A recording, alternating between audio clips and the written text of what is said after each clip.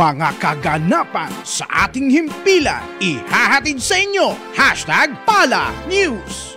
Simulan na po natin ang good vibes sa isang magandang balitang bumulaga sa Public Attorney's Office. Wow, bulaga. Dahil batay po sa energy audit na isinagawa ng Department of Energy sa ating opisina, ang PAO ay nakatanggap ng 5-star rating, scoring na 91.6 at grade A. Wow. Yes, ibig sabihin po nito ay mahusay, at maingat ang paggamit ng opisina ng kuryente. Importante po ito lalo na sa panahon natin ngayon kung saan nakararanas ng global warming ang ating mundo. Yes, at ang bawat pagsisikap sa mabisang paggamit ng enerhiya ay malaking kontribusyon na sa kapakanan ng inang kalikasan, lalo na't pag tayo po ay nagsama-sama. Maraming salamat po, Department of Energy! Congratulations po, PAO Chief Persida Acosta and PAO Lawyers and Staff nationwide!